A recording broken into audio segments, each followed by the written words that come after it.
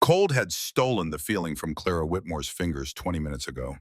Not the December wind slicing through Redemption Falls, though snow collected in the folds of her threadbare dress and clung to her shoulders like accusation. Not the wooden platform beneath her boots, rough pine that had served as stage for livestock auctions every third Saturday since before her mother died.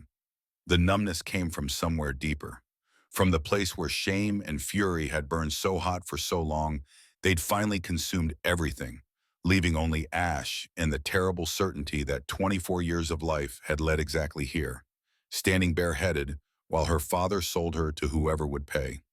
The crowd pressed closer, 50 men, maybe 60, their breath clouding the frigid air.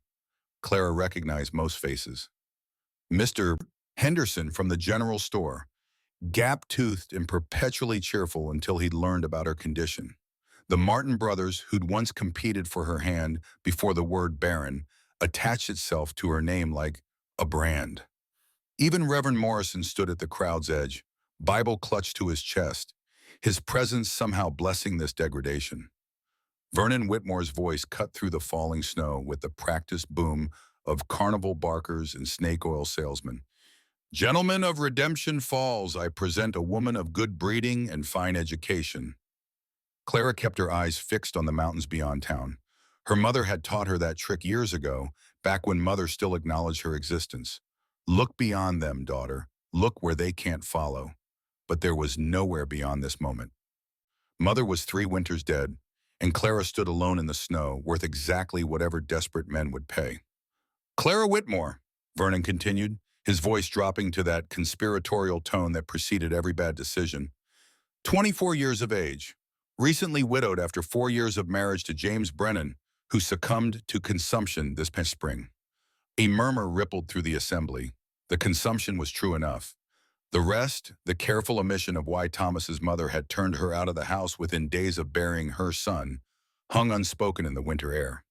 She can cook a meal fit for a governor, sew stitches finer than any tailor in Santa Fe, read, write, and cipher, kept house for her late husband without complaint.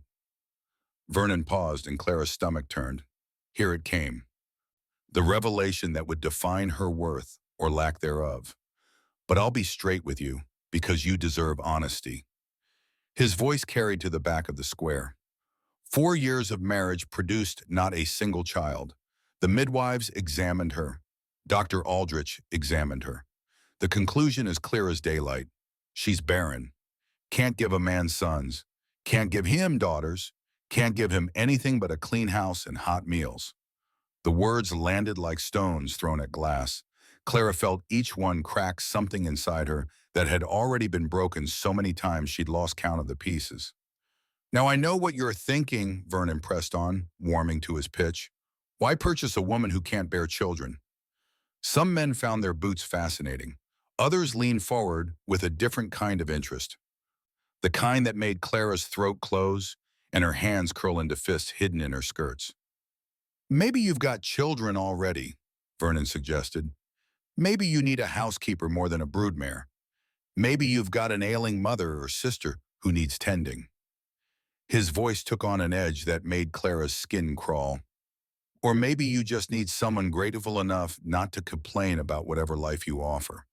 Silence stretched across the square like ice forming on a pond. Clara could hear her own heartbeat, could hear the snow hitting the platform, could hear someone's horse shift its weight 30 feet away.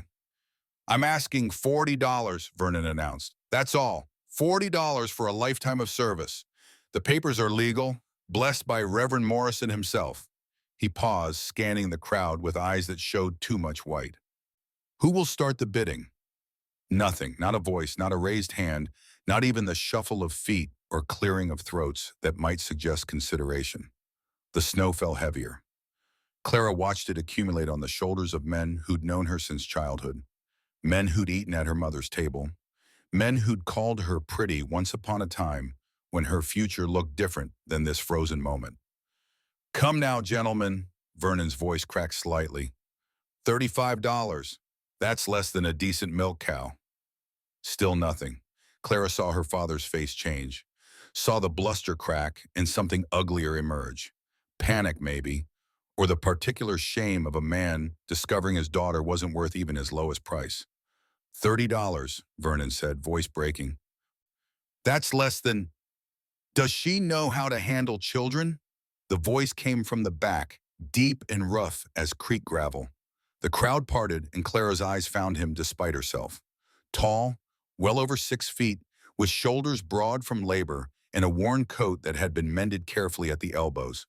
A wide-brimmed hat shadowed most of his face, but she caught a strong jaw, dark with days-old beard, and eyes that stopped her breath. Gray as winter sky, gray as the storm clouds overhead. Yes, Vernon seized the question like a drowning man grabbing rope. Yes, she's wonderful with children. Helped raise her younger cousins from infancy. Very patient. I asked her. 3 words, quiet, final. The square went dead silent. Nobody interrupted Vernon Whitmore mid-pitch. Not in public, not when he was already humiliated. But Vernon's mouth snapped shut, the tall man's gray eyes fixed on Clara. Ma'am, I'm asking you directly. Do you know how to care for children? Clara's throat was desert dry. She hadn't expected direct conversation, hadn't prepared for someone to see her as a person instead of livestock being appraised. Yes, sir. Her voice came out rough. I helped raise my cousins from when they were babes, 4 of them, newborn to about 8 years old. I know how to feed them, clothe them, teach them their letters and numbers. He nodded slowly, studying her face with an intensity that felt different from the crowd's previous assessment, not evaluating her hips or face or potential for bed warming, looking for something else. Young ones only, then. I'm better with young children, yes, sir. Honesty felt dangerous, but something about his steady gaze demanded it. But I can manage older ones, too. I've just got more practice with the little ones. He studied her another moment, then turned back to Vernon. She can't bear children, Vernon interjected quickly, worried about losing his only interested buyer. I want that crystal clear. 4 years produced nothing. If you're wanting sons, I have sons, the man said. Simple, factual. 5 children total. Their mother died 18 months ago. Influenza took her fast. Understanding rippled through the crowd. Several women made sympathetic sounds. Losing a wife was common enough. 5 motherless children. That cut different. 5. Vernon's eyes lit up like he'd struck gold. Well then, sir, you're looking at exactly what you need. $40, and she's yours. Ready to mother those children, right? How old are they? Clara heard her own voice, shocked herself by speaking. Both men turned.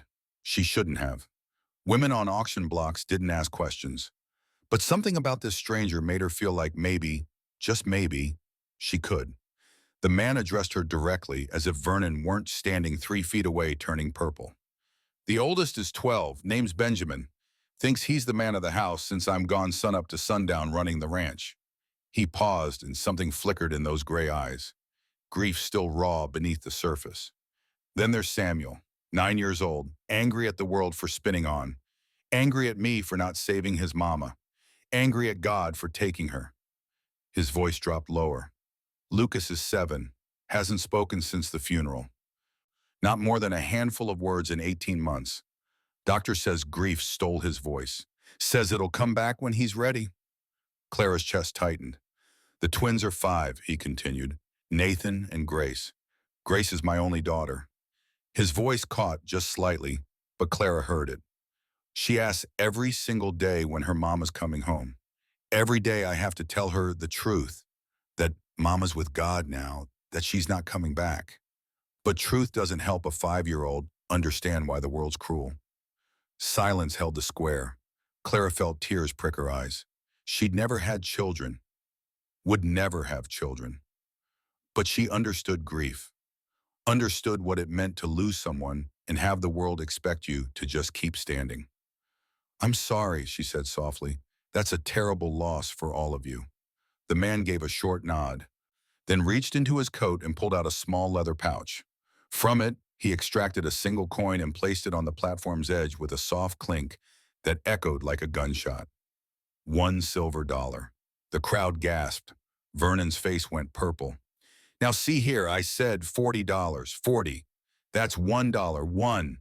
That's an insult, sir, and I won't. That's all she's worth in this town. The man's voice was still quiet, but it carried an edge now, sharp as a skinning knife. In this town, she's been judged and found wanting through no fault of her own. You're selling her because you're ashamed of her. Every person in this square knows it. Vernon's mouth worked. No sound emerged. The stranger continued, his eyes sweeping the crowd. If any man here truly valued her skills, her character, her humanity, you'd have bid already. He let that sink in, let the accusations settle on every man's shoulders like the falling snow. But you haven't, because all you see is a woman who can't give sons. In your eyes, that makes her worthless. He paused. So I'm offering $1, which is $1 more than anyone else here values her at. And when she leaves with me, she won't be judged anymore. Not in my home, not by my children, not by me. The square was so quiet Clara could hear her own heartbeat, could hear snow hitting wood, could hear someone's horse shift its weight 50 feet away. She stared at this stranger, this rancher with winter sky eyes, and felt something crack open in her chest. Something that had been frozen solid since the day the midwife had delivered her verdict with pitying eyes and hushed words that echoed through her marriage like a curse. Vernon found his voice. That's robbery. Highway robbery. I'll have the sheriff. Sheriff's standing right there. The man nodded toward a portly figure at the crowd's edge. He can confirm this is legal. You set the terms yourself.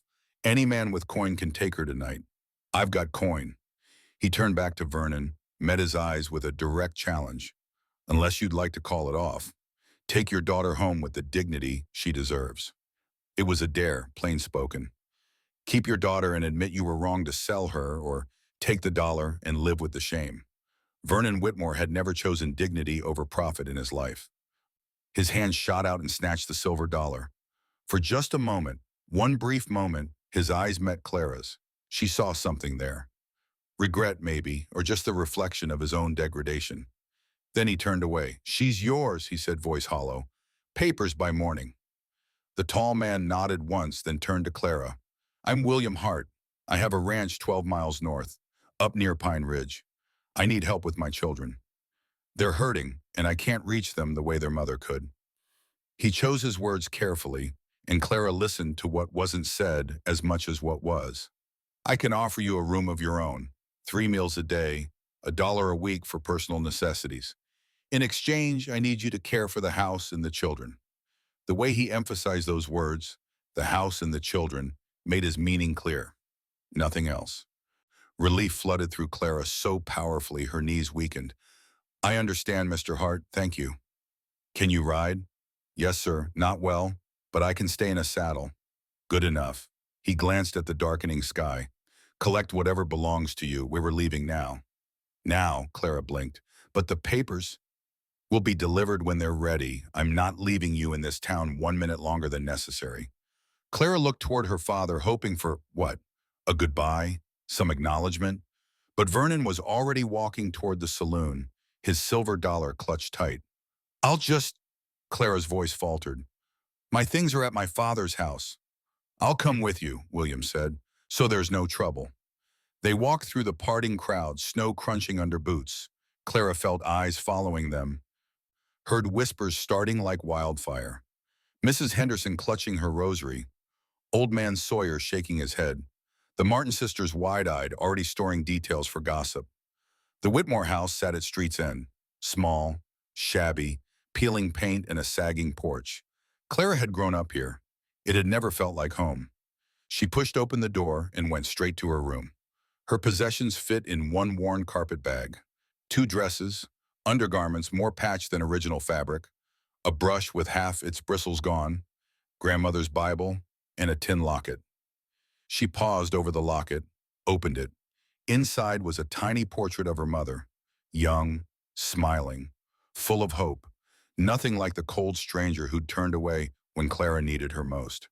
Clara fastened the locket around her neck and tucked it under her collar, where it rested against her heart, warm and painful at once. When she emerged, William stood in the hallway studying faded photographs on the wall. He turned. That's everything? His eyes went to the small bag. Yes, sir. Something crossed his face. Anger, maybe, or pity, but he didn't comment on how little she owned.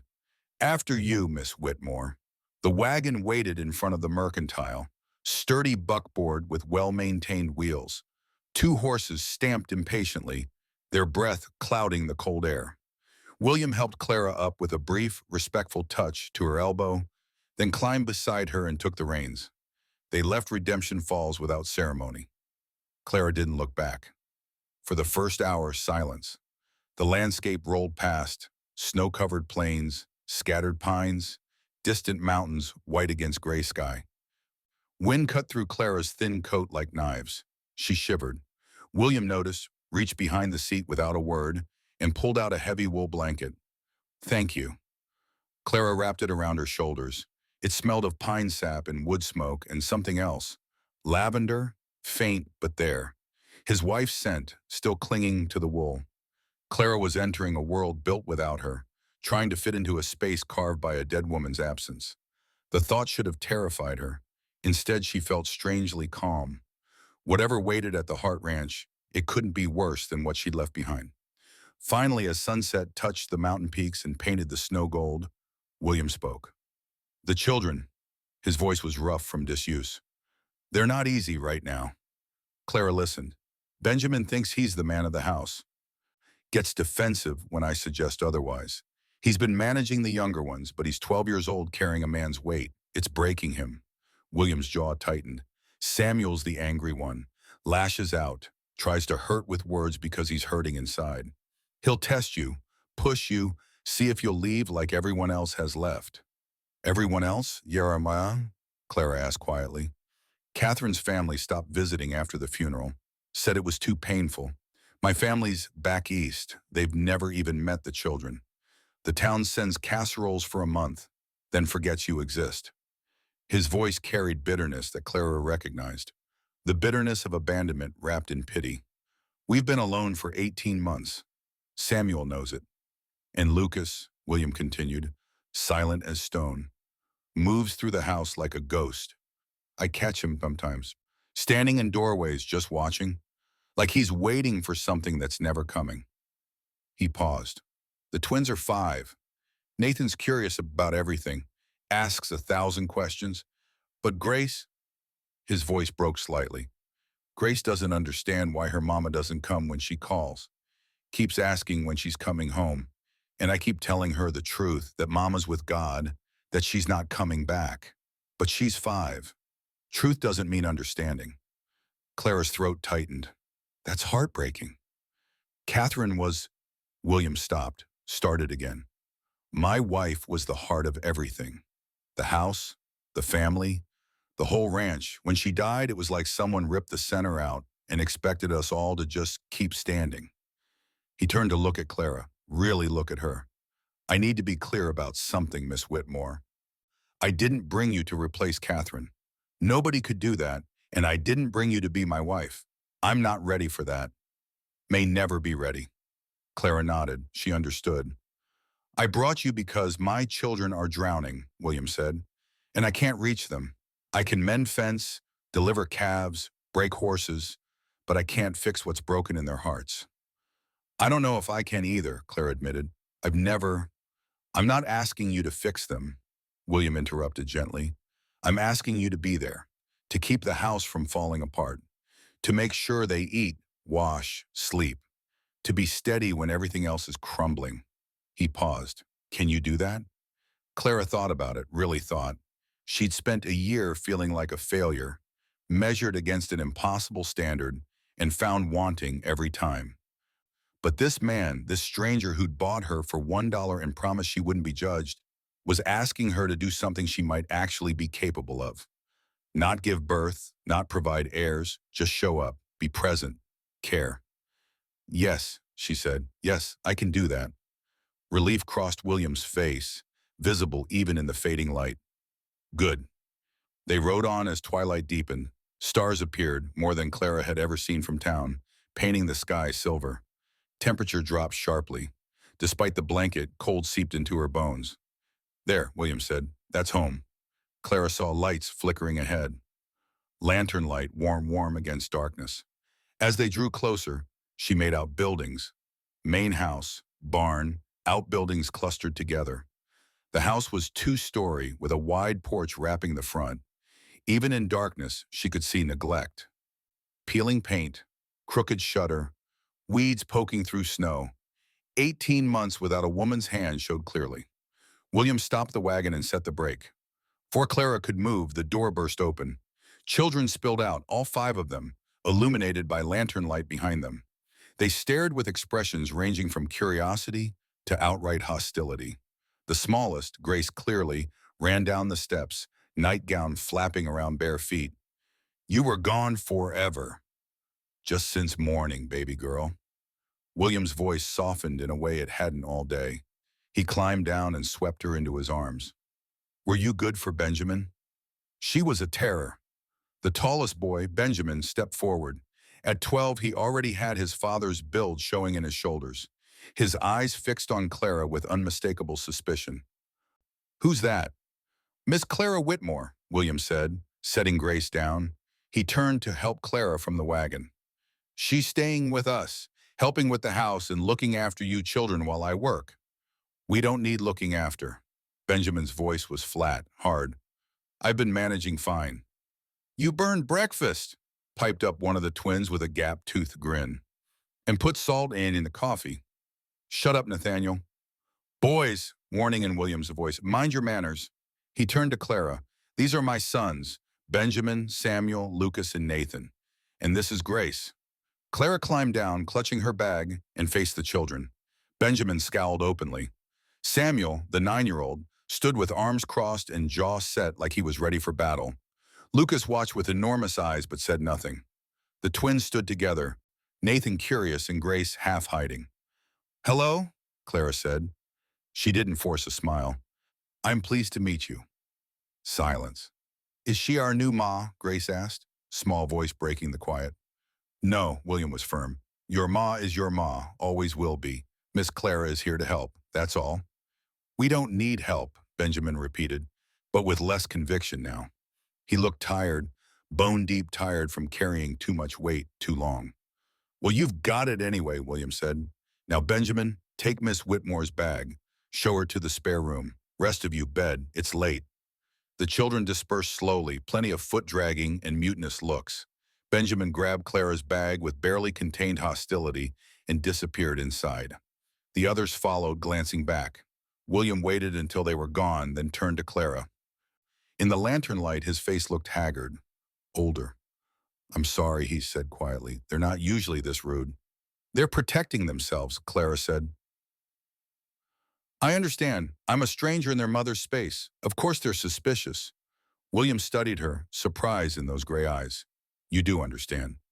"I know what it's like to build walls just to survive," Clara said simply. "Those children have walls I can't even see yet." "But, Mr. Hart, I meant what I said. I'll show up. I'll be here whether they accept me or not." For the first time, William Hart smiled, small, barely there, but it transformed his face from stern to almost gentle. "Come on," he said, "let's get you inside before you freeze." The interior spoke of recent chaos and long-term neglect. Dishes piled in the basin, clothes draped over chairs, floor needing sweeping, dust coating every surface not in daily use. But underneath, Clara saw bones of a well-loved home. Handmade curtains, faded but carefully sewn. A dining table scarred with use but solidly built. Children's drawings pinned to walls. Benjamin waited at the stairs, her bag at his feet. "This is your room?" He pushed open a door, small but clean, single window overlooking the front yard. A bed, dresser, washstand, simple. Someone, probably Benjamin, had made up the bed with sheets that smelled of sage and sunshine. "Thank you," Clara said. Benjamin's expression didn't soften. "My ma's things are in the attic. Pa couldn't bear to move them, so they're just sitting there. You're not to touch them. You're not to go in their bedroom. And you're not to think you can just walk in here and take her place." Each word was a small stone thrown with precision. But Clara had been hurt by experts. A 12-year-old's anger couldn't touch her the way Redemption Falls had. "I'm not here to take anyone's place, Benjamin. she said quietly. I'm here to help. That's all. We'll see. He turned on his heel and left her alone. Clara sat on the bed. Her hands trembled now that she was finally by herself. The enormity of what had happened was sinking in. This morning she'd woken in Redemption Falls knowing her father planned to sell her, but not believing it would actually happen. Tonight she was in a stranger's house, 12 miles from everything she'd known, responsible for 5 grieving children who wanted nothing to do with her. She pulled the locket from beneath her collar and opened it, looked at her mother's young, hopeful face. I'm sorry, Mama, she thought. I'm sorry I couldn't be what you wanted. But even as she thought it, William's words echoed, she won't be judged anymore. Maybe broken was all right here. Maybe broken could still be useful. Clara changed into her nightgown, washed her face in the basin, and crawled between sage-scented sheets. Through thin walls, she heard the house settling, floorboards creaking, a child coughing, the distant sound of William's boots on stairs. Tomorrow, she thought. Tomorrow she'd begin earning her place. Tomorrow she'd face whatever challenges these children threw at her. Tomorrow she'd prove that a woman didn't need a working womb to have value. But tonight, alone in a strange room in a house full of grief, Clara Whitmore let herself cry. For her marriage, for her parents' love, for the children her body would never create, for the woman she'd been expected to be, and the woman she actually was. And somewhere in that grief, she found the smallest spark of something else. Not hope, not yet, but possibility. The possibility that here in this broken house with these broken children and this broken man, she might finally find a place where being broken was enough. Outside, wind howled through pine trees. Snow fell heavier, burying the world in white. And in the small room at the top of the stairs, Clara closed her eyes. Tomorrow would come soon enough. Dawn came too early and too cold. Clara woke to unfamiliar sounds. A rooster crowing somewhere close, cattle lowing in the distance, and the unmistakable thunder of children's feet on wooden stairs. For a moment, she couldn't remember where she was. Then it all came rushing back. The auction, the dollar, William Hart's gray eyes promising she wouldn't be judged anymore. She sat up, breath misting in the frigid air. The fire in the main room downstairs must have died during the night because cold had seeped into every corner of the house. Clara dressed quickly in her everyday calico, fingers clumsy with on as she braided her hair. Through the thin walls, she could hear voices raised in argument. I told you to watch the stove. I did watch it. It's not my fault the pan was too hot. Everything's always someone else's fault with you, isn't it? Shut up, Benjamin. You're not Parma. Clara took a breath, steadied herself, then opened her door and descended the stairs. The kitchen was chaos incarnate. Benjamin stood at the stove, wielding a spatula like a weapon, his face flushed with frustration. Samuel, she assumed that was Samuel, the angry 9-year-old, sat at the table with arms crossed and jaw set. Lucas hovered near the window, watching everything with those enormous, silent eyes. The twins, both still in nightclothes, were attempting to set the table with more enthusiasm than skill. Forks clattered to the floor like autumn leaves. Smoke rose from a pan on the stove. The smell of burned eggs filled the air. Good morning, Clara said, pitching her voice to Carrie without shouting. 5 heads swiveled toward her. The room went dead quiet. Benjamin recovered first. Pa's already out with the cattle, left before sunup.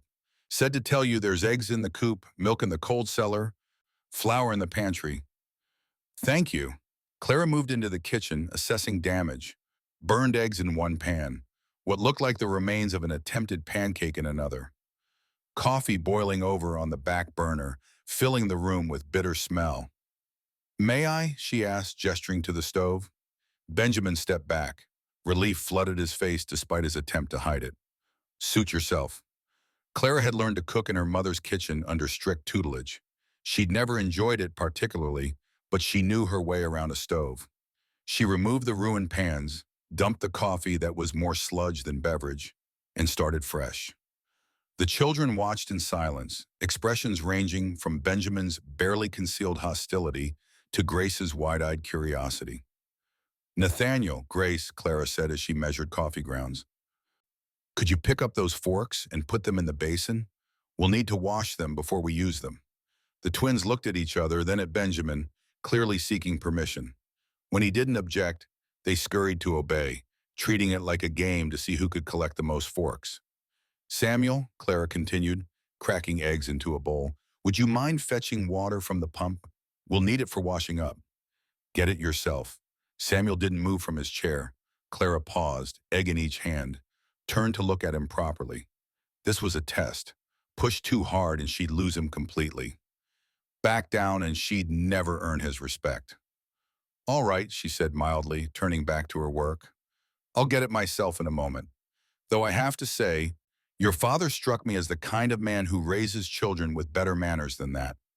It was a gamble, invoking William's authority when he wasn't present to back her up. Samuel's face flushed. For a moment, Clara thought he'd double down on the rudeness. Then he stood abruptly, chair scraping across the floor. Fine, he muttered, grabbing the water bucket and stalking out the back door. Small victory. Clara allowed herself a mental note of it before whisking the eggs with a fork. Beside her, Benjamin was studiously ignoring her presence, but she could feel his attention tracking her every move. Your mother must have been a wonderful cook, Clara ventured, keeping her tone conversational. This is a well-organized kitchen. Everything has its place. Benjamin's jaw tightened. She was the best. Her cinnamon rolls every Sunday were better than anyone's in the whole territory. And her stew, he stopped abruptly. Don't. Don't what? Don't talk about her like you knew her, like you have any right to even speak her name. Clara set down her whisk and turned to face him fully. You're right, I didn't know her. I don't have any right to speak about her as if I did, I'm sorry. Benjamin blinked, clearly hadn't expected an apology. But Clara continued gently. I can see evidence of her everywhere in this house, though. In the curtains she sewed, in the way she organized this kitchen. In the fact that her children loved her so much they're willing to fight anyone who might try to replace her. She paused. I'm not trying to replace her, Benjamin. I'm just trying to help. Before he could respond, Samuel burst back in with the water bucket, slopping a good amount across the floor in the process. Here, he said, slamming it down. Your water. Thank you, Clara said, nothing in her tone acknowledging his rudeness. That's very helpful. Samuel looked confused by her mild response. He'd clearly been expecting a fight. Clara poured the eggs into a heated pan slicked with butter and got to work. Within minutes, she'd produced scrambled eggs that were actually edible, toasted bread that wasn't burned, and fresh coffee that smelled like coffee instead of mud. Everyone sit, she said. Breakfast is ready. They gathered around the table slowly, suspicion written on every face except Grace's. The little girl climbed into her chair, with Nathan's help, blonde curls tangled and her nightgown askew. Clara served the food and sat down herself, suddenly aware of 5 pairs of eyes watching her every move. Aren't you going to say grace? Grace asked, then giggled at her own accidental pun. Grace say grace. Would you like to say it, sweetheart? Claire asked. Grace's face fell. I don't remember all the words. Mama used to say it, but I forget.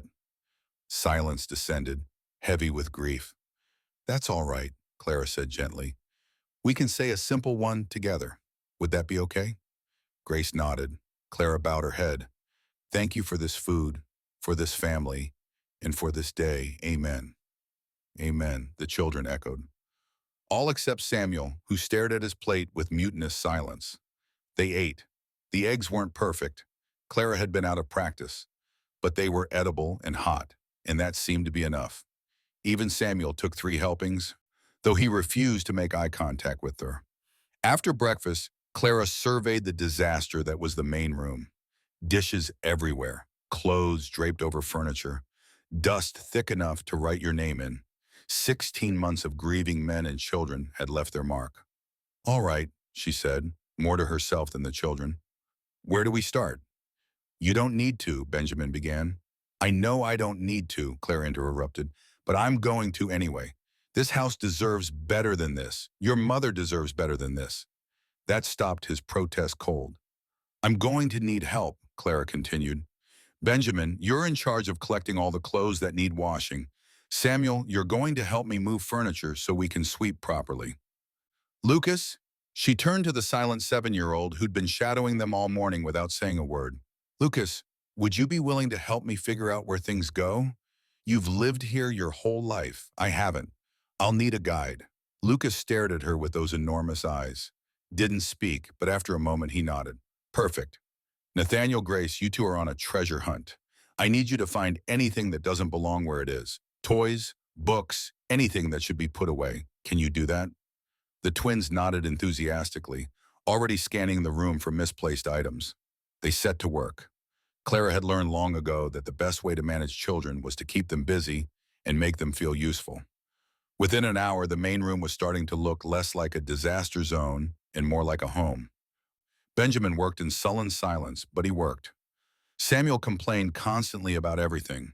The dust, the work, the unfairness of having to clean when he'd rather be outside. But his hands kept moving. Lucas was her shadow, appearing at her elbow whenever she needed something moved or found, his help wordless but invaluable. And the twins turned cleaning into an elaborate game involving dragons and treasure that made no sense to Clara, but kept them engaged and mostly out of trouble.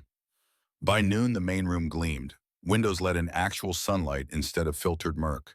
The air smelled of lemon oil and soap instead of stale grief. Clara stood in the center of it all, hands on her hips, surveying their work. It looks like it used to, Grace said softly, coming to stand beside her when Mama was here. Clara's throat tightened. Your mama had good taste. We're just continuing what she started. Lunch was simple, bread and cheese and apples from the cold cellar, eaten around the table with considerably less tension than breakfast had held. Even Samuel seemed marginally less hostile, though he still refused to speak directly to Clara. After lunch, Clara sent the children outside to play. They needed fresh air, and she needed a moment to breathe. The house was quiet for the first time since she'd woken.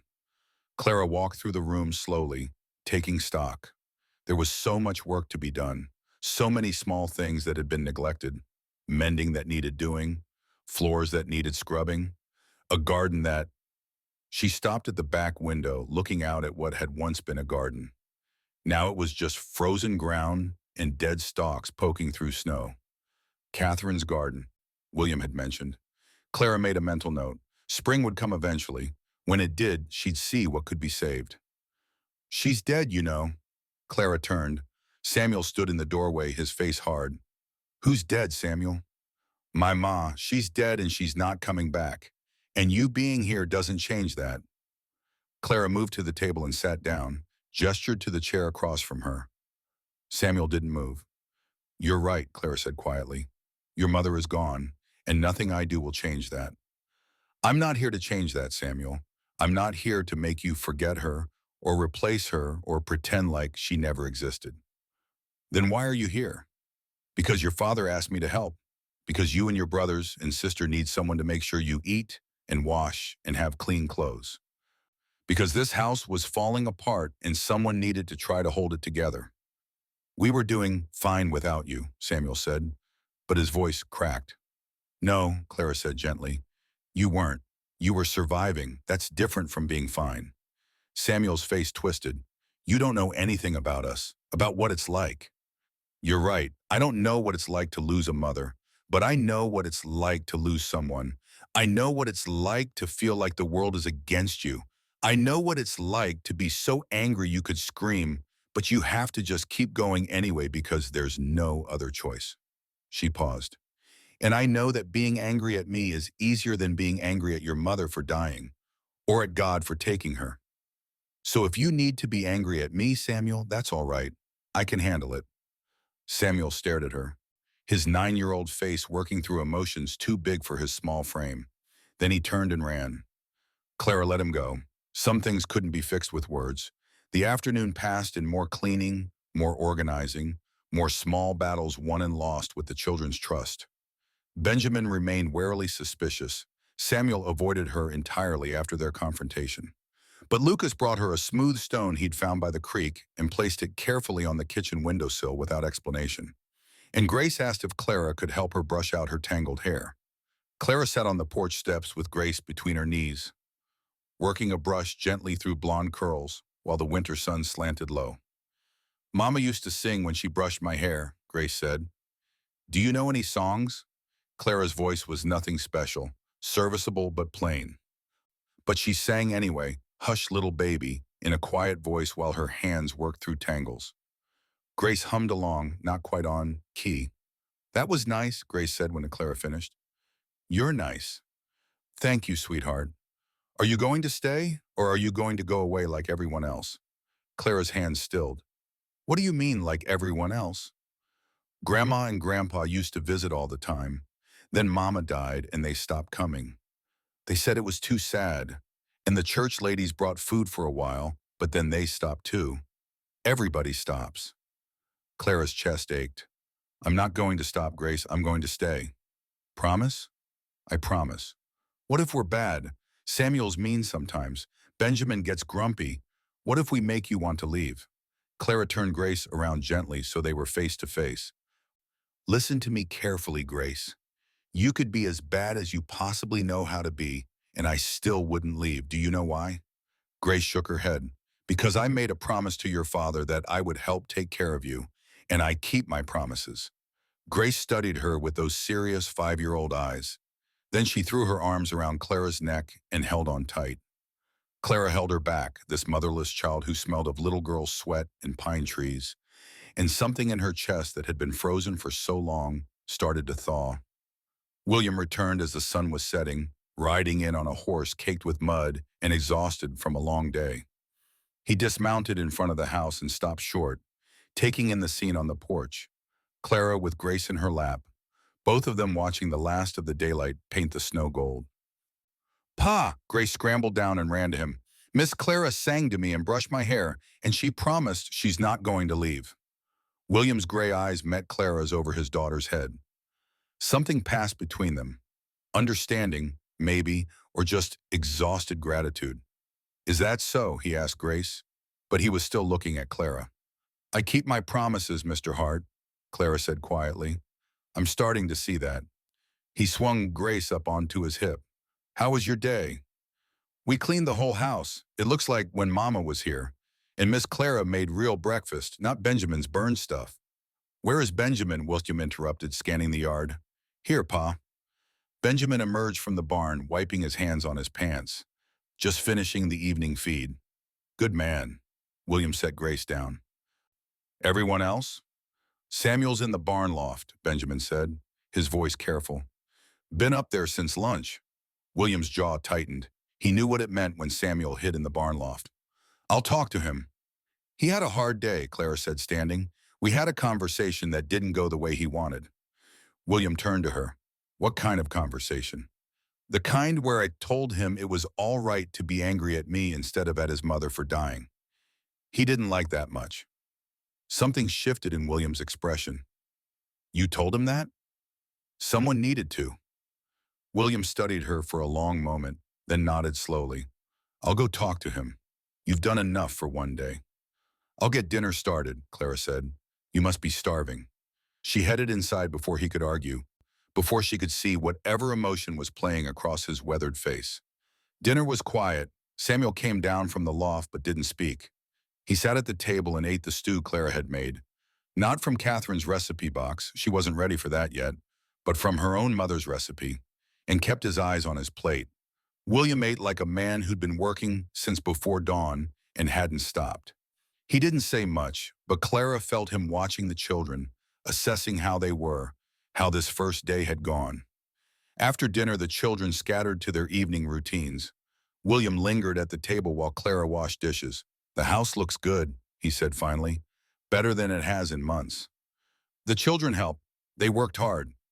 Benjamin said you were fair, that you didn't try to be something you weren't. Clara dried a plate and set it carefully in the cupboard. I told them I wasn't here to replace their mother. That seemed important to establish early. It was. William stood, bringing his coffee cup to the basin. Clara, Miss Whitmore, I want you to know that today, what you did today, it mattered. Clara's hands stilled in the dishwater. I just cleaned and cooked, Mr. Hart. Nothing extraordinary. You showed up, William said quietly. You did what you said you'd do. In this house with these children, that's more extraordinary than you know. He left her there in the kitchen, his boots heavy on the stairs, as he went to check on the children before bed. Clara finished the dishes in the quiet house, her hands moving through soapy water while her mind turned over the day. The small victories and the larger battles still to come. Samuel's anger and Grace's trust and Lucas's silent stone offering and Benjamin's weary respect. She'd survived day one. That was something. When the kitchen was clean and the house had settled into nighttime quiet, Clara climbed the stairs to her small room. She changed into her nightgown, washed her face, and crawled into bed. Through the walls, she heard the sounds of the house, William's low voice checking on children, Grace asking for one more drink of water, Nathan and Lucas whispering in their shared room. The sounds of family. Clara closed her eyes and let herself imagine, just for a moment, that this was her family. These were her children. This was her home. It wasn't. Not yet. Maybe not ever. But tomorrow she would show up again. And the day after that. And the day after that. Until showing up became belonging. Until broken became whole.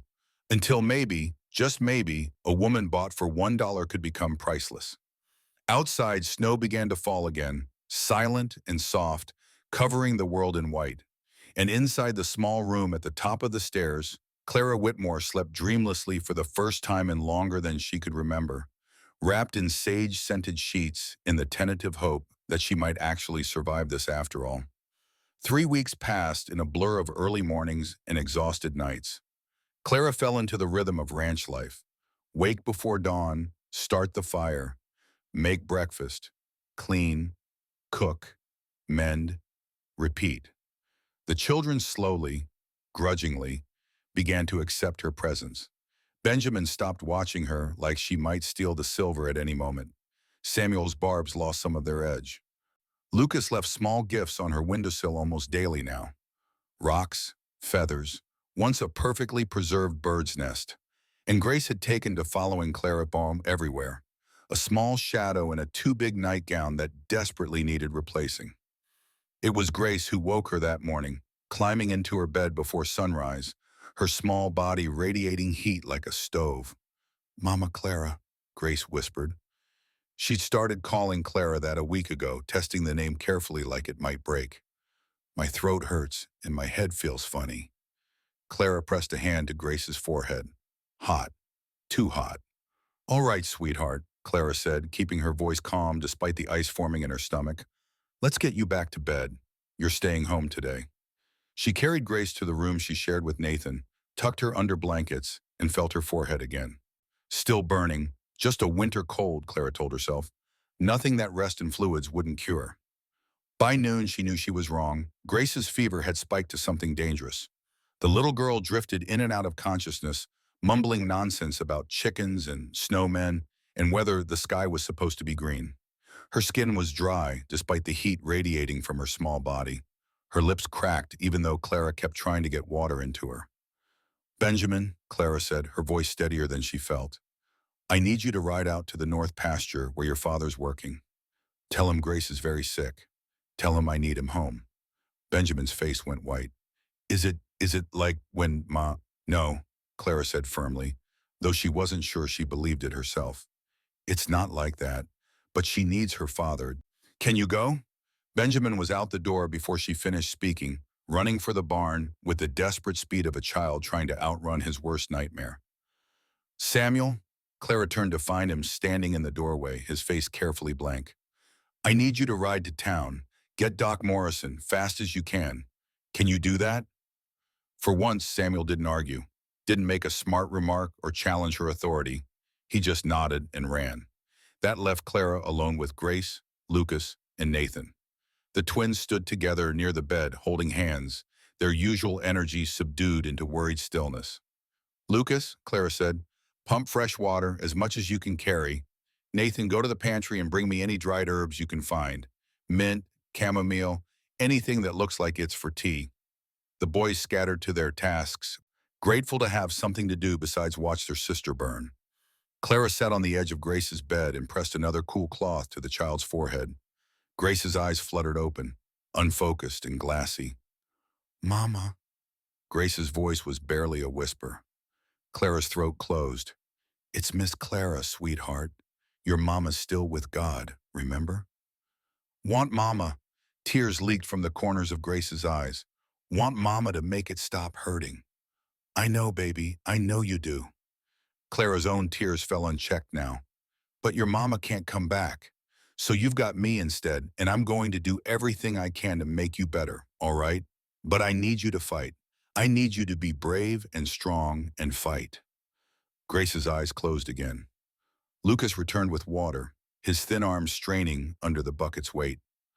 Nathan brought an armful of dried herbs. Some Clara recognized, and some she didn't. She made a tea from chamomile and mint, sweetening it with honey, and tried to coax Grace into drinking.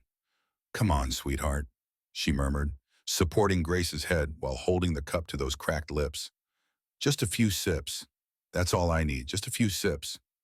Grace managed 2 swallows before turning her head away with a whimper. Time became meaningless. There was only Grace's burning skin and Clara's cool cloths, only the ragged breathing and whispered prayers, only the endless cycle of water and cloth and prayer and please, please, please don't take this child. William burst through the door like a winter storm, Benjamin close behind him. His face was stark white beneath the tan. "How bad?" he demanded, already crossing to the bed. "Bad," Clara said. "The fever's high and getting higher. She's barely conscious. I can't get enough water into her." William knelt beside the bed, his large hand gentle on his daughter's burning forehead. "Grace, baby girl, can you hear me?" Grace's eyes opened. "Pa, it hurts." "I know, sweetheart, I know. Doc Morrison's coming. He's going to make you better." "Where's Mama? I want Mama." William's face crumpled. For just a moment, Clara saw the grief he kept locked away. Then he pulled himself together with visible effort. "Mama can't come, baby. But you've got me, and you've got Miss Clara. We're going to take care of you." Samuel arrived 20 minutes later with Doc Morrison, a grizzled man in his 60s who'd seen every kind of illness the territory had to offer. He examined Grace with efficient movements while the family clustered in the hallway, too afraid to leave but unable to watch.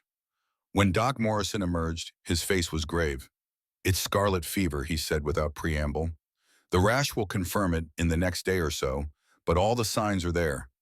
William's hand gripped the doorframe. Is there something? "I can leave you willow bark extract for the fever, but mainly it's going to take constant care. Cool cloths, fluids, rest. Keep that fever down any way you can. If it gets much higher—" He stopped, didn't finish the sentence. Didn't need to. "I'll stay with her," Clara heard herself say. "I'll keep the fever down." Doc Morrison turned to her. "This isn't your child, miss. You understand that scarlet fever is serious business? You'd be putting yourself at risk." "And for what? A child you've known 3 weeks?" "She's mine," Clara said, the words coming out fierce, certain. "She might not be mine by blood, but she's mine by choice. And I choose her. I choose all of them." She looked directly at the doctor. "Now tell me what I need to do." Something shifted in the doctor's weathered face. He pulled a small vial from his bag. 2 drops dissolved in water every 4 hours. Keep her cool. Get fluids in her any way you can. And keep everyone else away unless they have already had scarlet fever. Last thing this family needs is all 5 children sick." He left instructions and medicine and departed with promises to return the next day. William stood in the hallway after the doctor left, his shoulders bowed under invisible weight. "I can't," his voice broke. "I can't lose her too. It'll kill me, Clara. I can't survive losing another one." Clara stepped close, put her hand on his arm, felt the tremor running through him. "You won't lose her," she said. "I won't let you lose her." "You can't promise that." "You're right. I can't know for certain what's going to happen. But I can promise that I'll do everything in my power to save her. I won't sleep. I won't rest. I won't stop fighting for her. That much I can promise." William looked at her with those winter sky eyes, and in them she saw fear and hope, and something else she couldn't quite name. Then he nodded once and turned to his sons. "Benjamin, you're in charge of your brothers. Samuel, Nathan, Lucas, you mind your brother. Miss Clara needs to focus on Grace. Can you boys handle things for a few days?" "Yes, sir," they chorused, even Samuel's voice lacking its usual defiance. "Good." William looked back at Clara. "I'll be close. If you need anything—" "I'll call," Clara finished. "Now go. Let me work." The next 18 hours blurred into a nightmare of fever and fear. Clara kept her vigil by Grace's bedside, changing cool cloths every few minutes, dripping water and willow bark extract onto those cracked lips, monitoring every breath and whimper. The boys brought her food she didn't eat. William appeared in the doorway every hour, his face haggard, needing to see that his daughter still breathed. Lucas brought fresh water without being asked. Benjamin made sure his brothers ate, even though no one was hungry. Samuel stopped being angry at the world long enough to sit quietly in the hallway outside Grace's room, as if his presence alone could keep death away. Somewhere around 3 in the morning, Grace's fever spiked higher. The little girl began thrashing, her small body convulsing with heat, her skin so hot it hurt to touch. Clara's careful calm shattered. "No," she whispered frantically, stripping away blankets, pressing cool cloths everywhere she could reach. "No, no, no, come on, sweetheart, come back to me. Come back." She worked with desperate efficiency, changing water to make it colder, adding more willow bark extract, physically holding Grace still so she wouldn't hurt herself in her delirium. Tears streamed down Clara's face unchecked as she worked, her hands moving on instinct while her mind screamed prayers into the darkness. "You can't have her," Clara said fiercely to the empty room, to whatever force decided who lived and who died. "I don't care what you took from me. I don't care that my body couldn't give life. I'm giving it now. I'm choosing this child, this life, this moment, and you can't have her." Time lost meaning.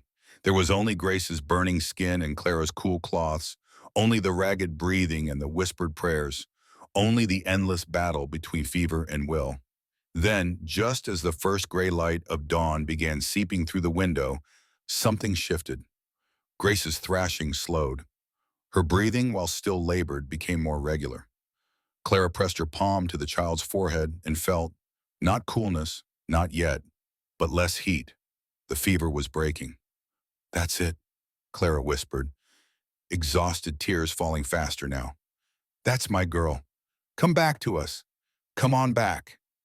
As the sun rose over the frozen landscape, painting the snow pink and gold, Grace's eyes fluttered open. They were glassy and unfocused, but they were open. Her cracked lips moved. Thirsty, it was the most beautiful word Clara had ever heard. "Yes, sweetheart. Yes, I'll get you water." Clara's hands shook as she poured fresh water, adding a drop of honey for sweetness. She supported Grace's head with infinite gentleness and helped her drink. The little girl managed 3 sips before turning her head away with a soft sound. But it was enough. It was progress. It was life choosing to stay instead of slip away. "More later," Clara promised, setting the cup aside. "Rest now. You're going to be all right." Grace's eyes struggled to focus. "Mama." Clara's heart clenched. "No, sweetheart. It's Miss Clara. Your mama's still with God, remember?" Grace's face crumpled, fresh tears leaking from the corners of her eyes. "Want Mama? I know. I know you do." Clara smoothed damp hair back from Grace's forehead, her own tears falling freely. "But your mama can't come back, baby, so you've got me instead. I know I'm not her. I know I'm not what you want. But I'm here, and I love you, and I'm so very glad you decided to stay with us." The words slipped out before Clara could stop them. She loved this child, loved all of them. When had that happened? When had these 5 grieving children stopped being William's problem and become her purpose? Grace's small hand found Clara's and held on with surprising strength. "Stay." "Always," Clara promised. "I'll stay always." She must have dozed then, exhaustion finally claiming her, because the next thing she knew someone was touching her shoulder gently, and she jerked awake with a gasp. William stood beside her, his face showing every hour of a sleepless night. "Doc Morrison's here." Came at first light, like he promised. Clara stood on shaky legs, her body protesting the hours spent bent over Grace's bed. "The fever broke about an hour ago." She woke up, asked for water, managed a few sips. Something that might have been a sob caught in William's throat, but he swallowed it back. "You stayed all night." "I told you I would." "Benjamin said you barely ate, that you've been up here for almost 36 hours straight." "Your daughter needed me," Clara said simply. That mattered more than sleep or food. William looked at her for a long moment, something intense in those gray eyes. Then Doc Morrison was bustling in, efficient and professional, and the moment passed. The doctor examined Grace with careful movements, his craggy face betraying nothing until he completed his assessment. Finally, he straightened. "She'll live," he pronounced. "Fever's broken, which is the biggest hurdle. She'll need rest for the next week or so. Light foods, plenty of fluids. Keep her in bed even after she starts feeling better. But barring complications, she'll make a full recovery." The air went out of William's lungs in a rush. He gripped the bedpost for support. "Thank God." "Thank Miss Whitmore here," Doc Morrison said, packing up his instruments. "Most folks wouldn't have known what to do, or wouldn't have had the stamina to do it all night.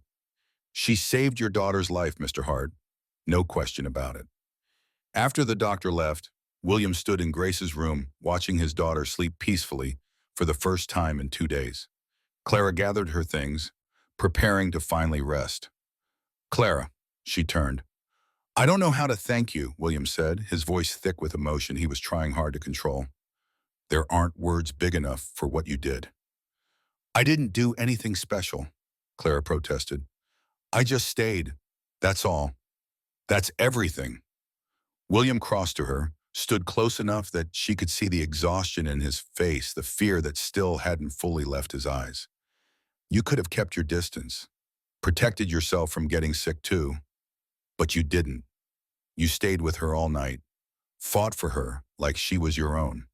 "She is mine," Clara said, the truth of it settling into her bones as she spoke. "Maybe not by blood, but by choice. I chose her, William. I chose all of them. And when you choose someone, you fight for them. You don't leave them to face the darkness alone." William's gray eyes held hers, and something shifted in them that Clara couldn't quite name. "You should rest. You've earned sleep in a real bed." "Just a few hours," Clara conceded, suddenly aware of how bone-tired she was. "Wake me if she needs anything." "I will."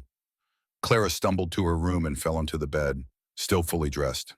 She was asleep before her head properly hit the pillow, dreaming of fever and darkness and a little girl's hand holding hers with desperate strength. She woke to afternoon sun and the smell of cooking food. Disoriented, Clara made her way downstairs to find the kitchen full of activity. Benjamin stood at the stove attempting something that might have been soup. Nathan was setting the table with exaggerated care. Lucas was sweeping the floor with methodical precision. And Samuel was peeling potatoes at the table, his movements angry but efficient. They all looked up when she appeared. "You saved Grace," Nathan declared, running to throw his arms around her waist. "Doc Morrison said you saved her life." "We all helped," Clara said, steadying herself against his enthusiasm. "You boys kept the house running while I was upstairs. That mattered too." "But you stayed with her all night," Benjamin said, not turning from his soup. "You didn't sleep. You didn't eat. You just stayed." There was something different in his voice now. The hostility had burned away, leaving something raw and honest underneath. Respect, maybe, or the beginnings of trust. "Of course I stayed," Clara said. "She needed someone." "Ma would have stayed too," Benjamin said quietly. "Ma would have done exactly what you did." It was the highest compliment he could have given. They both knew it. "Thank you, Benjamin. That means more than you know." Even Samuel looked up from his potatoes, his angry mask slipping just enough to show the confused, hurting boy underneath. "You really meant it," he said, his voice uncertain. "When you said you'd fight for her, you really meant it." "Yes," Clara said simply. "I meant it, and I mean it about all of you. You're my children now. Whether you like it or not, I'll fight for every single one of you." Samuel's hands stilled on the potato he'd been peeling. For a long moment, he just stared at her, working through something complex in his 9-year-old mind. Then, so quietly she almost missed it, "Thank you." It was the first kind thing he'd said to her in 3 weeks. Clara felt tears prick her eyes again. Exhaustion had apparently left her defenses weak. "You're welcome, Samuel. Now who's hungry? Because I smell something burning." Benjamin yelped and spun back to his soup, which had indeed begun to scorch on the bottom. The moment of emotional intensity broke into organized chaos as everyone scrambled to save lunch. But something had shifted. Some invisible line had been crossed. They all felt it. Over the next week, As Grace slowly recovered her strength, the household found a new rhythm. In the quiet hours after the children slept, Clara found herself in the attic again, this time looking through Catherine's carefully preserved clothes. William had given permission months ago, but she'd been hesitant to touch anything. Now with the wedding approaching, she pulled out a blue dress, simple but well-made, and brought it downstairs to her room. The dress was too long, the waist too loose. But Clara had learned to sew from her mother, back when their relationship held warmth instead of judgment. She worked by lamplight, taking in seams, hemming the length, her needle moving with the same careful precision she applied to everything else. Benjamin stopped watching Clara with suspicion and started actually asking her questions about cooking, about his mother's recipes, about whether she thought a certain shirt needed mending. Nathan appointed himself her shadow, following her everywhere and narrating her activities like she was the most fascinating person alive. Lucas's gifts increased, more flowers, more rocks, and once a perfectly symmetrical pine cone that he placed on her pillow with the reverence of someone offering treasure. And Samuel slowly, grudgingly let his walls come down. It started with small things, passing her the salt without being asked, offering to carry water from the pump, not scowling quite so fiercely when she asked him to do chores. By the end of the week, he'd actually smiled at something she said, a quick flash of expression he tried to hide but didn't quite manage. On the 8th day after Grace's fever broke, the little girl was finally well enough to come downstairs for dinner. She was thinner, paler, still weak enough that William had to carry her, but her eyes were bright and her smile genuine. They gathered around the table, all 7 of them, for the first meal they'd shared since Grace had gotten sick. Clara had made chicken and dumplings from Catherine's recipe box, the first time she dared to use one of the dead woman's recipes, and fresh bread and apple pie from the cold cellar stores. As they ate, conversation flowed naturally, the boys talking about their chores, Grace chattering about all the things she'd missed while sick, William quietly listening to his children with an expression of profound relief. Clara watched them, all these people who'd become hers through circumstance and choice, and felt something loosen in her chest. This was what family felt like, not blood, not biology, just people who showed up for each other, who fought for each other, who chose to stay even when staying was hard. Miss Clara, Grace's small voice cut through the conversation.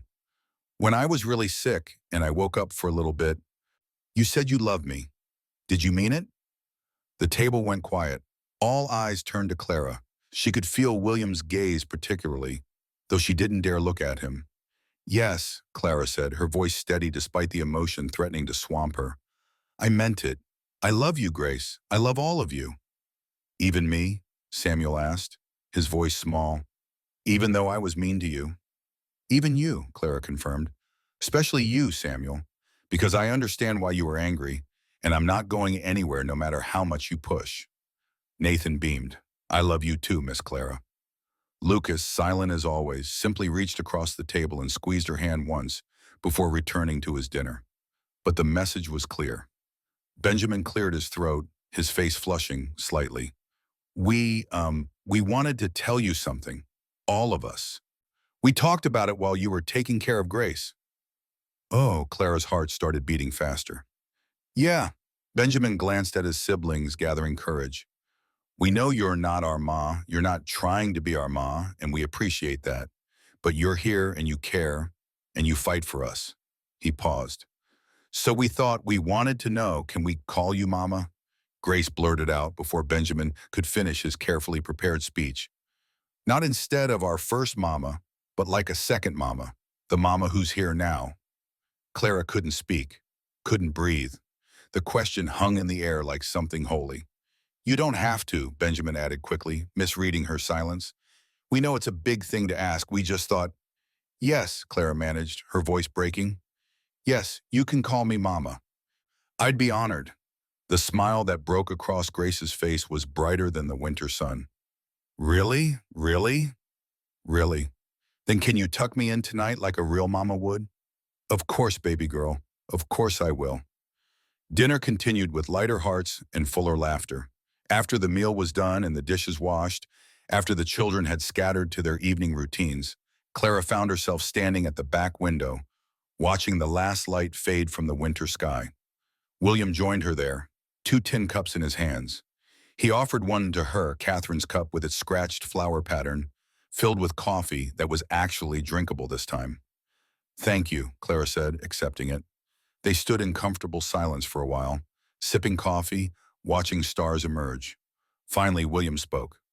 They mean it, you know. About calling you Mama. It's not just gratitude or relief that Grace is alive. They've chosen you. All of them, even Samuel. I know, Clara said softly. I can feel it. And Clara, William paused, choosing words carefully. I need you to know that I take it seriously, too. What you've become to this family. What you've given us.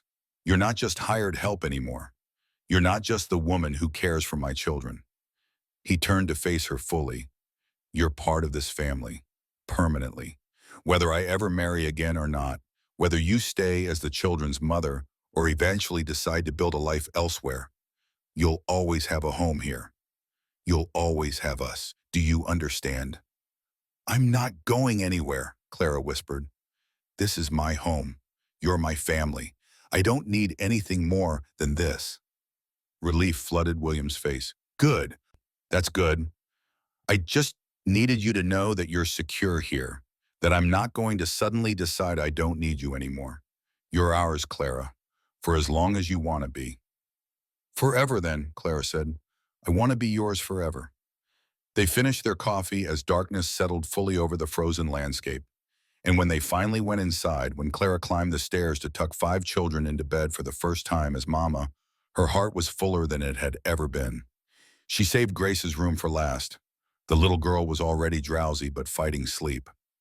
Mama Clara, Grace said as Clara pulled the covers up, will you tell me a story? What kind of story? About you, when you were little. I want to know everything about you. So Clara settled on the edge of the bed and began to tell stories about her own childhood, about her grandmother who taught her to braid hair, about the time she tried to bake a cake and use salt instead of sugar, about her mother before grief and disappointment had hardened her into someone unrecognizable. She talked until Grace's eyes drifted closed, until the little girl's breathing evened out into the rhythm of healthy sleep. Good night, baby girl, Clara whispered, pressing a kiss to Grace's forehead. Sweet dreams. Love you, Mama, Grace mumbled, already more asleep than awake. Love you too, sweetheart. So very much. As Clara closed the door softly behind her, she found all 4 boys waiting in the hallway, lined up like they'd been rehearsing. Good night, Mama, they chorused, their voices ranging from Benjamin's newly deepening tone to Nathan's child treble. Good night, my boys, Clara said, her voice thick with emotion. Sleep well. She made her way to her own room, finally, exhausted but content in ways she'd never experienced. As she changed into her nightgown and settled into bed, she pulled out her mother's locket one last time. I found it, Mama, she whispered to the image. I found where I belong. She closed the locket and set it beside Catherine's cup on the bedside table. 2 women's legacies side by side, both honored, both cherished. Outside, the winter winds sang through frozen trees. Inside, a house full of healing hearts settled into peaceful sleep. And in the small room at the top of the stairs, Clara, no longer just Clara Whitmore, but Mama now, closed her eyes and dreamed of tomorrow. The supplies were running dangerously low by February.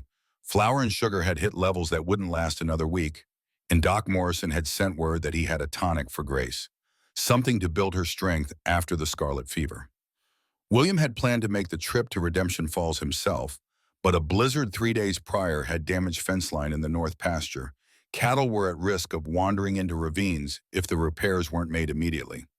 I'll go, Clara said at breakfast, the decision already made. You fix the fence, I'll take the wagon to town. Benjamin and Samuel can come with me for extra hands. William's coffee cup paused halfway to his lips.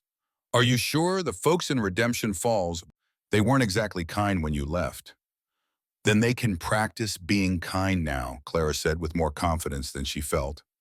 I'm not the woman they sold 8 weeks ago, William. I'm different now. I have a home. I have children. I have a place where I belong. They can't take that from me. Something flickered in William's eyes. Pride, maybe. or approval.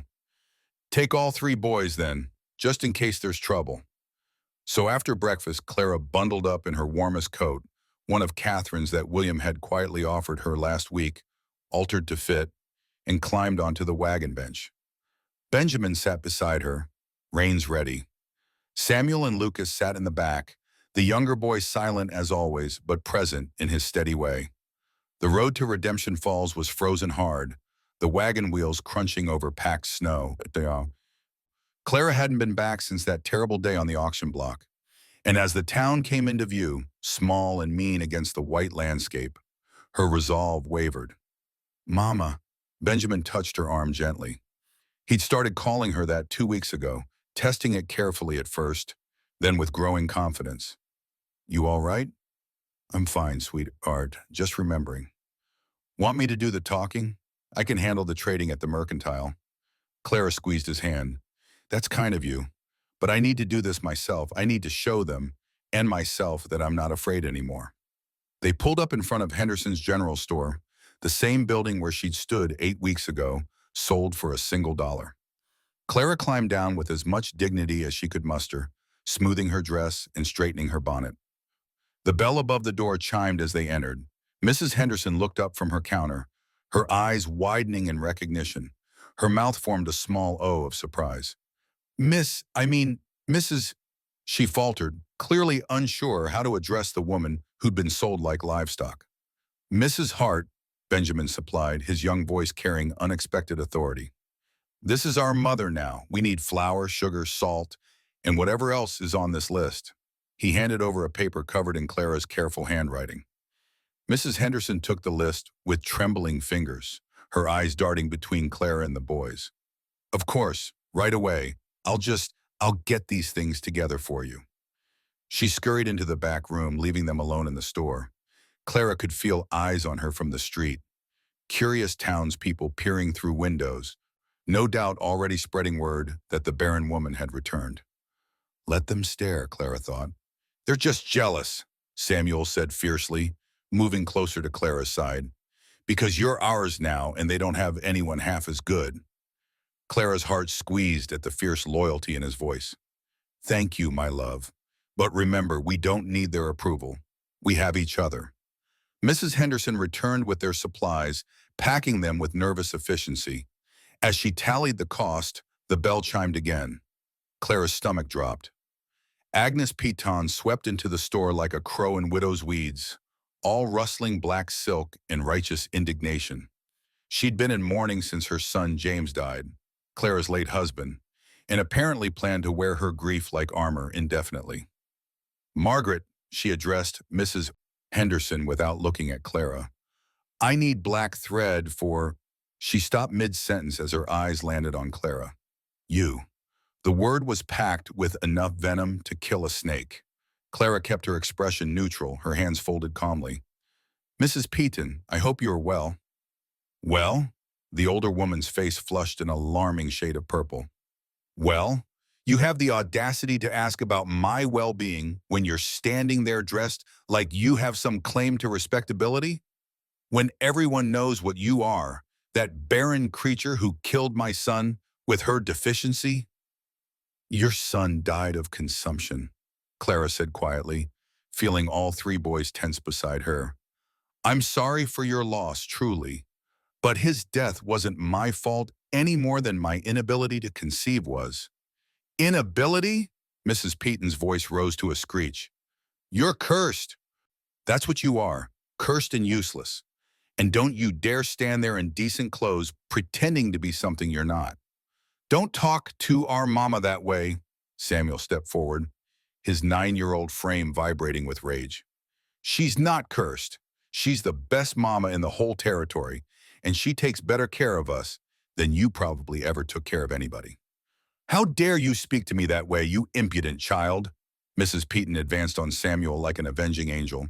Someone should teach you proper respect for your elders.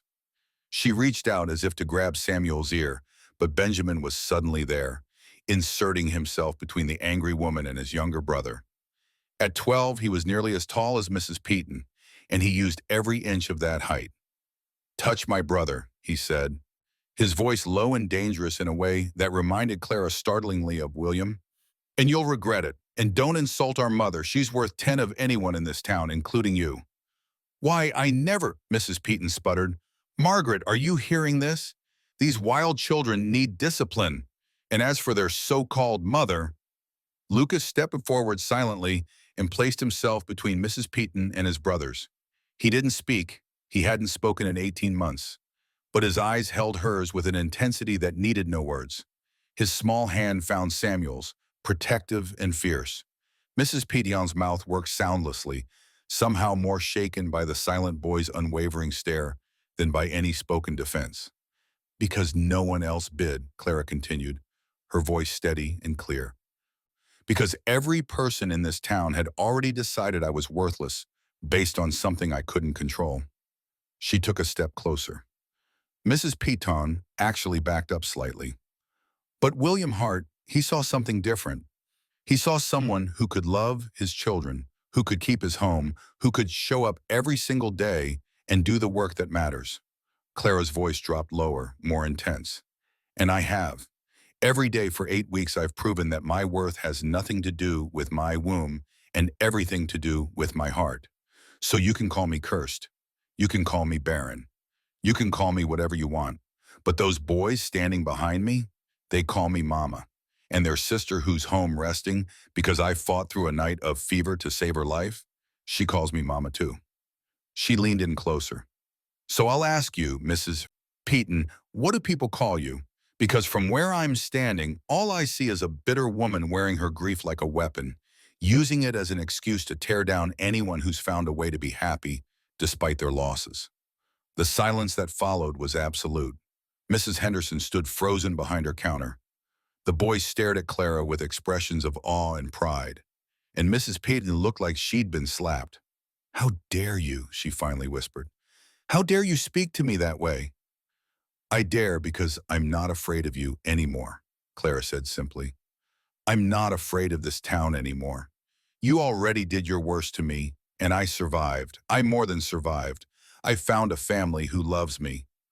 What more can you possibly take from me? Mrs. Peaton turned on her heel and stormed from the store, the bell chiming violently with her exit. In the aftermath, Clara's hands started to shake, the adrenaline of confrontation finally catching up with her. Mama, that was amazing, Samuel breathed. You were like a hero in a story. You made her run away. She couldn't even think of anything to say back, Benjamin added with deep satisfaction.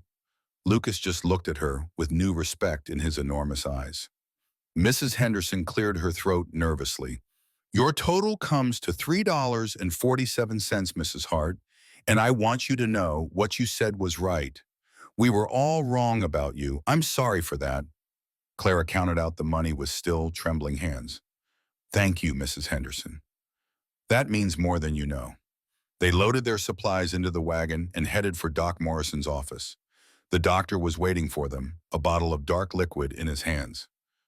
Tonic for young Grace, he said, handing it to Clara. 1 spoonful with breakfast every day for the next month. Should help rebuild her strength. Thank you, doctor.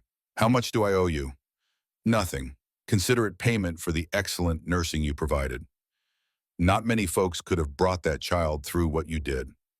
Clara tucked the bottle carefully into her bag. That's very kind of you. You've got a gift, Mrs. Hart. Don't let anyone tell you different. They were loading the last of the supplies when a voice called out, Clara, Clara, wait! She turned to see a young man running toward them, his 16-year-old frame all awkward angles and earnest desperation. Her brother Thomas. She hadn't seen him since the day of her sale. Thomas, she said, her voice carefully neutral. He skidded to a halt beside the wagon, breathing hard. I heard you were in town. I've been hoping. I wanted to see you to apologize. For what? For not stopping Pa, for not standing up for you when he sold you like, his voice cracked. I should have done something. I should have protected you. Clara climbed down from the wagon, leaving the boys watching with intense curiosity. She approached her little brother, seeing the guilt eating him alive. Thomas, you were 15 years old. What could you have done? Something, anything. I could have told Pa I wouldn't let him do it. I could have made a scene, brought attention to how wrong it was. He swallowed hard. You're my sister, Clara. I loved you. I still love you. And I let them sell you. You didn't let them do anything, Clara said gently. Pa made his choice, and that was that. You couldn't have stopped him any more than I could have. Are you happy? Thomas asked suddenly, looking past her to the boys in the wagon. With the Harts, are they treating you well? I'm happier than I've ever been, Clara said honestly. Those boys have become my sons. Their sister is my daughter. Their father gave me something I never thought I'd have, a home where I'm valued. So yes, Thomas, I'm very well treated. Relief flooded her brother's face. I'm glad. I'm so glad. I was so afraid that you'd ended up with someone cruel. William Hart is a good man, the best man I've ever known. Thomas reached out hesitantly, and when Clara didn't pull away, he pulled her into a fierce hug. I miss you. The house is so quiet without you. Ma doesn't talk anymore. Just sits and stares, and Pa drinks more than ever. I'm sorry, Clara said, meaning it.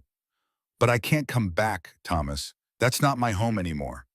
I know, can I visit you at the ranch? I want to make sure you're all right, and I want to meet your new family properly. Clara pulled back, considering. Let me talk to William first. But yes, I'd like that.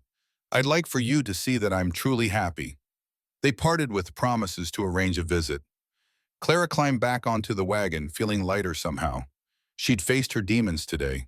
Mrs. Peyton's cruelty, the town's judgment, her own family's complicated feelings. And she'd survived. More than survived. She'd stood her ground and claimed her worth. Mama, Benjamin said as they left Redemption Falls behind, was that your brother? Yes, that was Thomas. Is he nice? Can we trust him? The fierce protectiveness in Benjamin's voice made Clara smile. He's nice, yes, and he's family. Both my old family and potentially part of our new family if he'd like to be. Our family is getting bigger, Samuel observed. First we got you. Now maybe we'll get an uncle too. They rode home in comfortable silence, the afternoon sun slanting low across the snow. When they finally pulled up to the ranch, William was waiting on the porch, clearly anxious about how the trip had gone. One look at Clara's face and his shoulders relaxed. No trouble? He asked as she climbed down. Some trouble, Clara admitted, but nothing we couldn't handle. Boys, help unload these supplies, William said. Your mother and I need to talk. The children scattered with the efficiency of well-trained soldiers, and Clara followed William around to the back of the house where they could have privacy. She told him everything. Mrs. Peyton's venom, the boys' fierce defense, her own confrontation with the bitter woman, and finally the unexpected reunion with Thomas. William listened in silence, his face unreadable. When she finished, he was quiet for a long moment. I should have gone with you, he said finally. I needed to do this myself, Clara countered. I needed to prove to them and to myself that I'm not the broken woman they sold 8 weeks ago. You were never broken, William said, turning to look at her with those winter sky eyes. But I understand needing to prove it to yourself. He paused. Your brother, do you want him to visit? If it's all right with you, he's the only family I have left who doesn't think I'm cursed. Of course it's all right. This is your home, Clara. You can invite whoever you want. William hesitated, then added, the boys defended you well, like little warriors protecting their mother. Like my sons, Clara agreed with a smile. They were ready to take on the whole town for my honor. They love you. I love them too, all of them, more than I thought possible. Something shifted in William's expression at that. He took a step closer, close enough that Clara could feel the warmth radiating from his work-heated body. Clara, I need to tell you something. I've been trying to find the right words for weeks now, but there never seems to be a right time. And, Mama, Papa, Grace's voice rang out from the house. Come quick, Lucas is talking, he's really talking, not just a few words. He's telling Nathan a whole story about a bird he saw. They rushed inside to find all 5 children gathered in the main room, staring at Lucas with expressions of shock and delight. The quiet boy stood in the center of them, his face flushed but his eyes bright. Tell them what you told me, Nathan urged, about the hawk. Lucas looked at William, then at Clara. Then, in his soft, careful voice, he spoke. Not just a word or two, but full sentences. I was out by the barn this morning and I saw a hawk catch a mouse. It was so fast, just dropped out of the sky like lightning, and the mouse didn't even see it coming. And I thought about how Mama Catherine used to say that God watches over even the smallest creatures, but sometimes bad things happen anyway, and that's just the way the world works. He paused, his words tumbling out faster now. But then I thought about how Mama Clara stayed up all night with Grace when she was sick. And maybe that's how God watches over us. Not by stopping bad things, but by sending people who will fight for us when bad things happen. The room was silent. Then Grace started crying, happy tears, and threw herself at Lucas, hugging him with all her 5-year-old strength. "You're talking. You're really talking." "Yeah," Lucas said, hugging her back. "I guess I am. After Mama Clara saved Grace, I realized I had things I wanted to say. Important things. And keeping quiet didn't make sense anymore." William's eyes were suspiciously bright. He knelt down, pulling Lucas into a fierce embrace. "I'm so glad, son. So very glad." Clara stood watching this family, her family, and felt her heart might burst from the fullness of it. 2 months ago, she'd been standing on an auction block believing her life was over. Now she was surrounded by children who called her mama, who defended her honor, who loved her fiercely despite her supposed deficiency. That evening, after the children were fed and bathed and tucked into bed, after the house had settled into nighttime quiet, Clara found herself once again on the back porch with William. They'd fallen into this habit, sharing the end of the day together over coffee. But tonight felt different. Charged with something Clara couldn't quite name.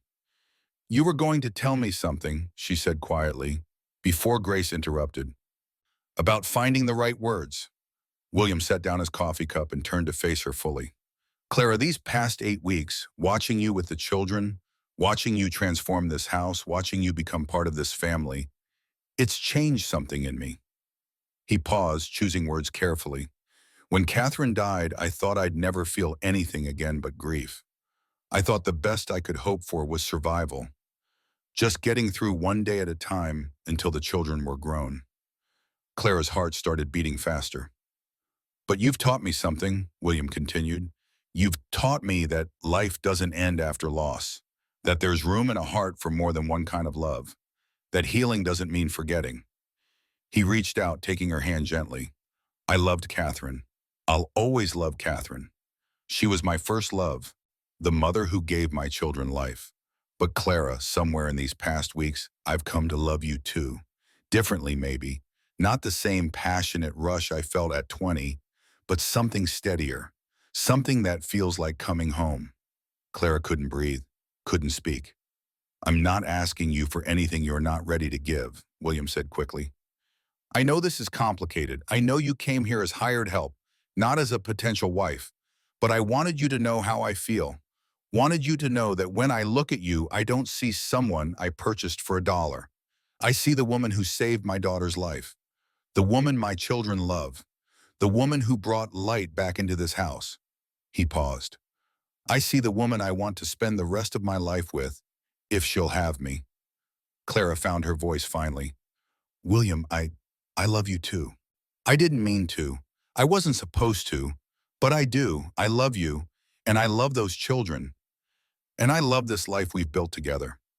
The smile that broke across William's face transformed it from stern to almost boyish. "Then marry me, Clara. Not because the law requires it. Not because you need protection. Marry me because I'm asking you to. Because I want you as my partner in everything. Because I choose you every single day and I want the world to know it." "Yes," Clara breathed. "Yes, of course, yes." The kiss that followed was gentle and certain and full of promise.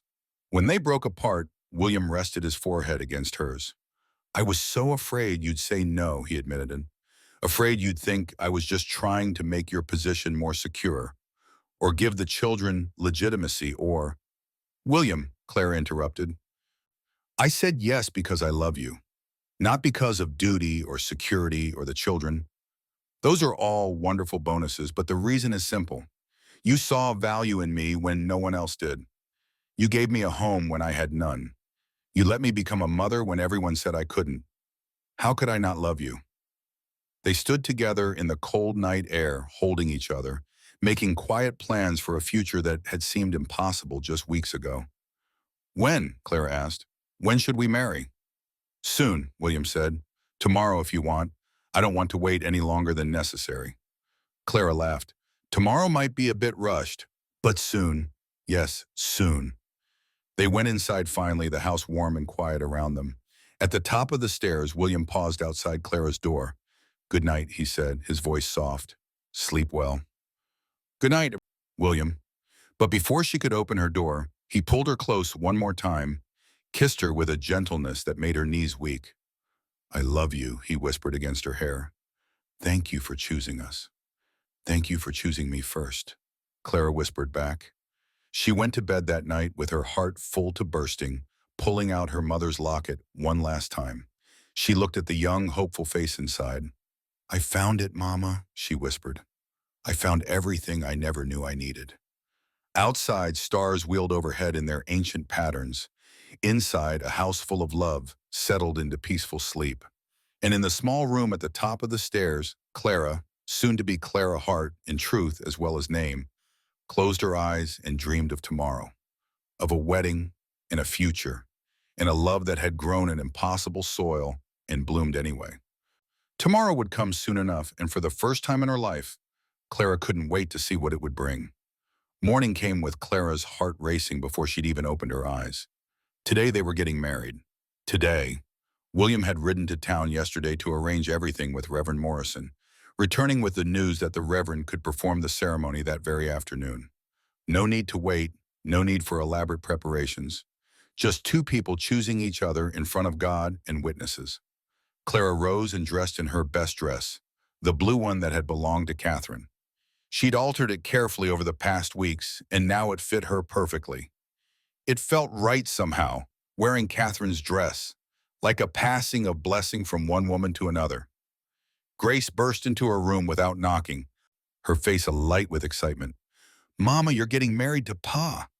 That means you'll really, truly be our mama forever, and nobody can ever say you're not. That's exactly what it means, baby girl. Clara knelt down to Grace's level. How do you feel about that? Happy. Grace threw her arms around Clara's neck. So happy I could burst. Can I wear my Sunday dress? And can I pick flowers even though it's winter? Nathan said there's no flowers in winter, but I think if we look hard enough, we can find some. We'll find something beautiful, I promise, Clara Byers said, hugging her tight. Now go get dressed. We have a wedding to prepare for. The morning passed in controlled chaos. Benjamin took charge of his brothers, making sure everyone was clean and properly dressed. Samuel actually combed his hair without complaint. Lucas appeared with an armful of evergreen branches and pine cones he'd collected, announcing quietly that these would make fine decorations. Nathan and Grace searched the house for anything that might serve as wedding finery, emerging triumphant with ribbons and Catherine's good tablecloth. William stayed out of the house, giving Clara space to prepare. But she caught glimpses of him through the window, pacing by the barn, checking his pocket watch, running his hand through his hair in a gesture she'd come to recognize as nervousness. He was as anxious as she was. Somehow that made her feel better. By noon, Thomas arrived with Reverend Morrison. Her brother's face split into a wide grin when he saw her. You look beautiful, Clara. Really beautiful. Thank you for coming, she said, hugging him. It means everything to have you here. Wouldn't miss it. Pa doesn't know I'm here, by the way. He'd probably try to stop me. But I'm old enough to make my own choices about who I support. The words warmed her more than she could express. They gathered in front of the house as the winter sun slanted through bare trees. The children stood in a row, scrubbed and shining. Thomas positioned himself beside Clara as witness. Doc Morrison had ridden out to serve as William's witness, citing a professional interest in seeing two people he respected find happiness. And William stood waiting in his Sunday best, his gray eyes fixed on Clara with an intensity that made her breath catch. Reverend Morrison cleared his throat. Dearly beloved, we are gathered here today to join this man and this woman in holy matrimony. Clara barely heard the opening words. Her attention was fixed on William, on the way his hand trembled slightly when he reached for hers, on the emotion playing across his weathered face. "William Hart," the Reverend intoned, "do you take this woman to be your lawfully wedded wife, to have and to hold from this day forward, for better or worse, for richer or poorer, in sickness and in health, as long as you both shall live?" "I do." William's voice was steady, certain. His eyes never left Clara's face. "And do you, Clara Whitmore, take this man to be your lawfully wedded husband, to have and to hold from this day forward, for better or worse, for richer or poorer, in sickness and in health, as long as you both shall live?" "I do," Clara whispered, her voice thick with tears. "Then by the authority vested in me, I now pronounce you husband and wife. William, you may kiss your bride." The kiss was witnessed by 5 cheering children, 1 beaming brother, 1 satisfied doctor, and 1 pleased reverend. It felt like sealing a promise that had been made weeks ago, but was only now being formalized. When they broke apart, William rested his forehead against hers. "Hello, Mrs. Hart." "Hello, Mr. Hart," Clara replied, laughing through her tears. The children swarmed them immediately, demanding hugs and attention and reassurance that this meant Clara was theirs forever now, that the mean lady from town couldn't take her away, that nothing could separate their family. "Nothing," William assured them, pulling all 5 children into an embrace that somehow included Clara too. "We're a family now, legal and binding and forever." They celebrated with a feast Clara had prepared that morning. Roast chicken, fresh bread, winter vegetables from the cold cellar, and a cake that Grace had helped decorate with pine cones and ribbon. It wasn't elaborate, but it was made with love, and that mattered more than fancy. Thomas stayed for dinner, regaling the children with stories about Clara's childhood that made her blush and the boys laugh. It was good to hear her brother's voice, to see him fitting into this new family she'd built. As the sun set, Thomas prepared to leave. Clara walked him to his horse. "I'm happy for you," he said, swinging into the saddle. "Really happy, Clara. You deserve this. After everything Pa and Ma put you through, after what this town did to you, you deserve to be loved like this." "Come visit again," Clara said. "You're always welcome here." "I will, and Clara," he looked down at her with eyes that reminded her painfully of their mother. "Ma's not doing well. I think she regrets what happened, what she allowed to happen. She won't say it, but I see it in her face." Clara's throat tightened. Tell her I'm happy, that I found where I belong. Maybe that will give her some peace." Thomas nodded and rode off into the gathering darkness. That night, for the first time, Clara didn't sleep alone in the small room at the top of the stairs. She shared William's room, the room that had belonged to him and Catherine, and found that there was no ghost there to haunt them. Only 2 people choosing each other, building something new on the foundation of what had been. "Are you sure about this?" William asked as they lay together in the darkness, sharing this room, this bed. "There's no rush, Clara. We can take our time." "I'm sure," Clara said, nestling closer to his warmth. "We've both lost enough time already. I don't want to waste any more." The weeks that followed settled into a new rhythm. Clara was no longer just the children's caretaker, but William's wife in truth. They worked together, managing the household, making decisions about the ranch, planning for the future. The children adjusted quickly, delighted to call Clara Mama without any qualification, to introduce her to anyone who'd listen as their real, actual mother. Winter began its slow retreat. The snow melted gradually, revealing frozen ground that would soon thaw, and Clara began planning for the garden. She found Catherine's old garden journal in the attic one afternoon while looking for spring clothes for the children. The journal was filled with careful notes about what had grown well, what had struggled, what the soil needed. Clara read it cover to cover, learning about the woman who'd come before her. "She loved this garden," William said, finding Clara sitting in the attic with the journal open on her lap. "Spent hours out there. Said growing things was an act of faith." "What do you mean?" "She said you put seeds in the ground not knowing if they'll sprout. You water them not knowing if they'll thrive. You tend them through drought and cold and every kind of hardship because you believe that life wants to persist. That given even the smallest chance, things that should die will choose to live instead." Clara looked at the journal in her hands. "That's beautiful and wise." That was Catherine. William sat beside her. She'd like you, you know, would have called you sister, would have been grateful beyond words that her children found you when they needed someone most. I hope so, Clara said softly. I'm not trying to replace her, William. I just want to honor what she built here. You already do, every day. Spring came slowly, then all at once. The frozen ground thawed. Pale green shoots began pushing through the mud. And Clara started work on the garden in earnest, following Catherine's notes but adding her own touches. The children helped, even Samuel, who'd once declared gardening boring. They planted seeds together, vegetables and herbs, and a few flowers that Lucas had specifically requested. Grace insisted on planting carrots because they were orange, and orange was her favorite color. Most of it probably won't grow, Benjamin said pragmatically, surveying their work. The drought's been bad. Doc Morrison said most folks gave up on gardens last year. Then we'll water extra, Clara said. And we'll hope. Sometimes hope is all you need. But hope wasn't all they needed. The drought that had settled over the territory was worse than anyone had anticipated. By late spring, the well was running dangerously low. Clara hauled water until her arms ached, rationing every drop. Most of what she'd planted withered. The lettuce bolted immediately. The squash vines produced leaves but no fruit. The carrots came up twisted and small.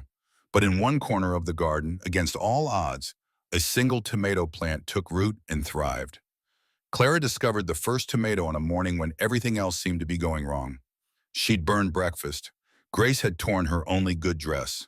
Samuel and Nathan were fighting over something trivial. She'd escaped to the garden seeking a moment of peace and found instead a miracle. One perfect red tomato, impossibly bright against dusty green leaves. She knelt beside it, her fingers trembling as she touched the smooth skin. Tears slid down her cheeks before she'd even realized she was crying. You made it, she whispered to the tomato, to the garden, to herself. Despite everything, you made it. Clara, she looked up to find William standing at the garden's edge, his hat in his hands. I'm fine, she said quickly, wiping at her tears. Just being silly over a tomato. That's not silly, William said, moving closer. That's the first thing that's grown successfully since Catherine died. She'd be proud of you for bringing the garden back. It's just one tomato. Everything else is barely surviving. But this one is thriving, William countered, kneeling beside her, and you taught it how. You didn't give up even when the drought made everything harder. Even when it would have been easier to let the whole garden go. He reached out, taking her dirt-covered hand in his.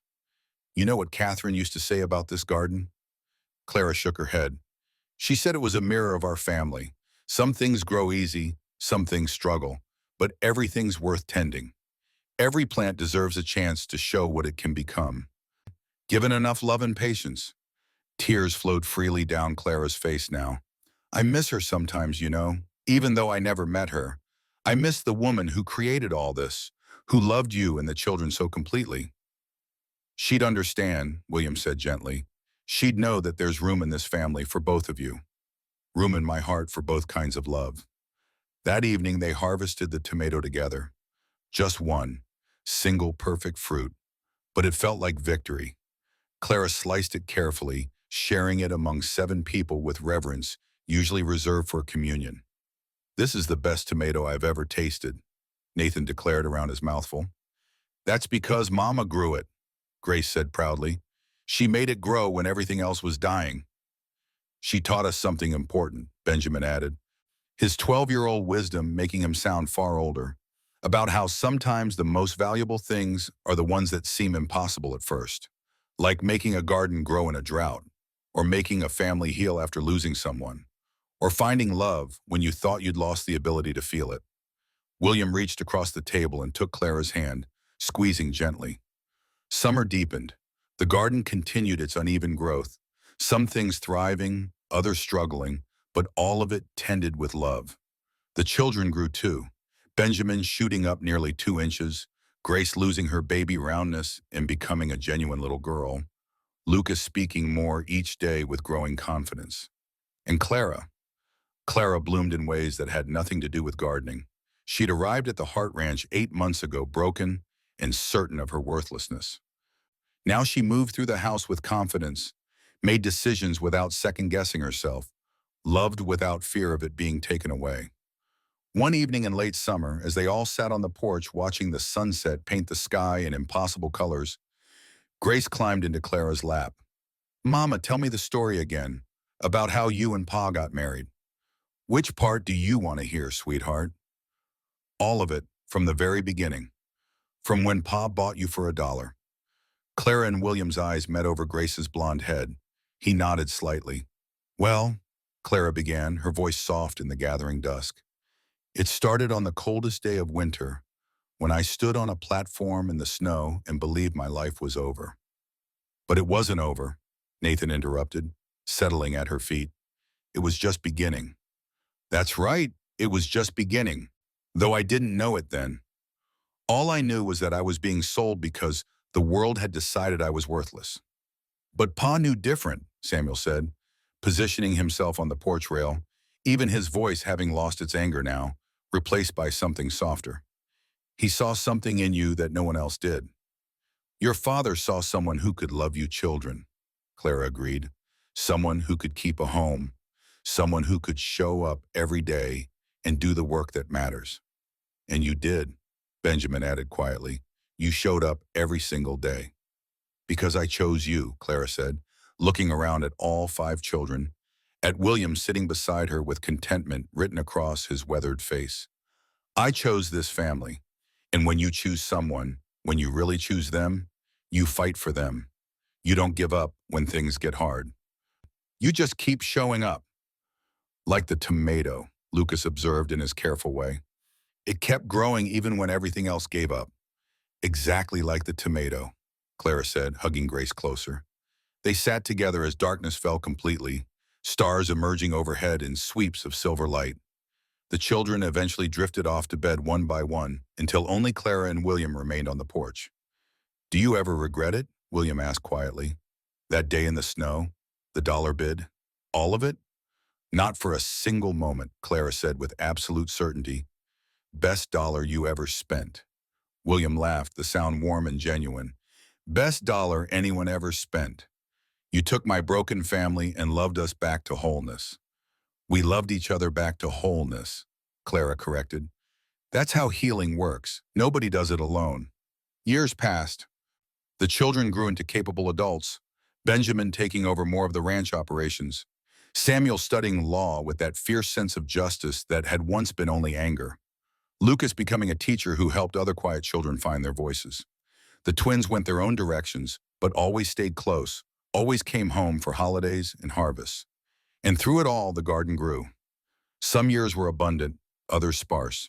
But there was always something that thrived, always something that proved that given enough love and patience, life persists. Clara and William grew old together, their hands weathered by work and time, but always reaching for each other. They sat on that back porch countless evenings, sharing coffee and comfortable silence, and the deep satisfaction of a life well lived. When travelers passed the Hart Ranch in later years, they'd slow their wagons to read the hand-carved sign by the fence. "Not for sale." The locals knew the story, how William Hart had bought his wife for a single dollar in a public auction, how she'd arrived broken and left whole, how she'd taken a dying garden and a grief-stricken family and loved them back to life through sheer stubborn refusal to give up. Some said the sign referred to the ranch itself, a declaration that no amount of money could convince them to abandon the land. Others claimed it was about the garden, about Clara's fierce protection of the space she'd brought back from death. A few romantic souls insisted it was about love itself, a reminder that the best things, once freely chosen, could never be bought or sold. They were all right. On summer evenings, long after the children had grown and started families of their own, Clara and William could still be found on that porch, gray-haired and weathered, but content in ways that had nothing to do with ease and everything to do with choosing each other every day for decades. "What are you thinking about?" William would ask, seeing that distant look in her eyes. "Just grateful," Clara would reply. "Grateful for the man who saw value where others saw only deficiency. Grateful for the children who taught me that family is a choice. Grateful for one perfect tomato that reminded me broken things can still grow." "It does come," William would finish, squeezing her hand. "Yes," Clara would agree, watching the sun set over land they'd built a life on together. Eventually, it comes. And in the garden where Catherine's hands had first broken ground and Clara's had coaxed it back to life, tomatoes grew wild and bright, bearing fruit long past the season when such things should have withered, because that's what love did. It made impossible things possible. It nurtured life in the harshest conditions. It transformed one silver dollar into riches beyond measure. The sign by the fence stood for generations, its meaning clear to anyone who cared to understand. Some things, once freely chosen and faithfully tended, become so valuable that no price could ever purchase them. Not land, not gardens, not family, and certainly not love. Clara Whitmore had stood on an auction block in the snow, sold for the price of a single coin, believing her story was ending. But she'd been wrong. It was only beginning. And the life she built from that dollar, the love she gave and received, the children she raised, the garden she nurtured, the man she chose and who chose her back, proved something the whole territory eventually came to understand. A woman's worth has nothing to do with her womb and everything to do with her heart. And a heart brave enough to keep loving, keep choosing, keep showing up despite every reason to give up. That heart is priceless. That's the story of how Clara Hart, once sold for $1 in a winter storm, became the richest woman in the whole territory. Not in silver or gold, but in the things that actually matter. Love freely given, family freely chosen, and the unshakable knowledge that she was exactly where she belonged. The ranch still stands today, though the people who built it have long since passed. But on quiet evenings when the light slants just right across the mountains, you can almost see them there on that porch, a man and woman who chose each other when the world said they had no value, proving that the most precious things in life are the ones that can never be bought, only earned through courage, faith, and the stubborn insistence that broken things deserve a chance to bloom. And in the garden, among the wild tomatoes and weathered fence posts, a single hand-carved stone marks where Clara herself planted the first seed after that terrible winter.